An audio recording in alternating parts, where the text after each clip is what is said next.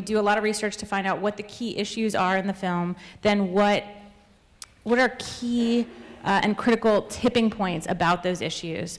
And so try and really do what we call discovery, and that's sort of the first phase.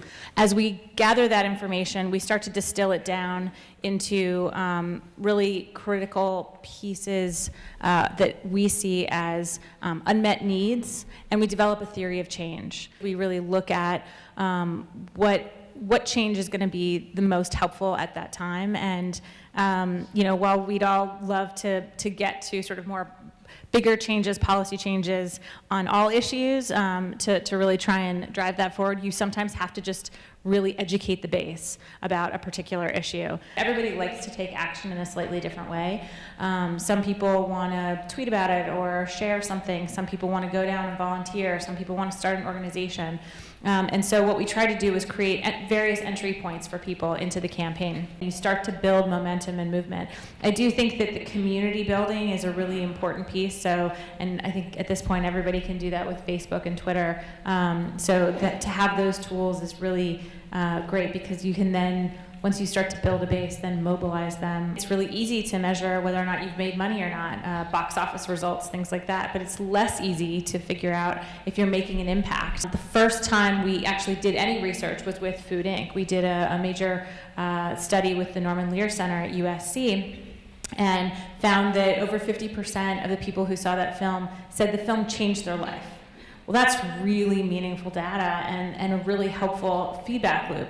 But the way that that was set up was very resource heavy and took a long time basically to get the results back. So, but we recognized what that did. That pilot helped us recognize that we needed some kind of better measurement tool. So we are now creating something, or have created the participant index. What we do is essentially run content, typically a film, but it could be a trailer, another piece of content, through this system. It's an impressive panel of people, and ask them a series of questions to really see what it is that were they inspired to do anything? If so, what thing? And I think there's 14 or 15 measurements in terms of, you know, everything from I tweeted this to I started my own organization, and they're weighted differently. When we sit in our screening room after we've got the first cut of the film, go, okay, what are people going to say? What are people going to think? What are they going to want to do? And we have to kind of guess on some level. I mean, educated guess, but guess nonetheless. And so this research is going to really help improve our learnings and our approach to that. Whenever we start with a new group of NGOs, they kind of all think it's a little bit too good to be true. So they tend to be sort of skeptical of what it is. They're like, I don't know, what's the hook? But by the time that the film has come out and they start to see some real impact, then they see that value and keep coming back to continue that effort. We want to continue to take risks and continue to try and be at the forefront of the mold. And there are going to be things that we do that don't work, and you know, often are.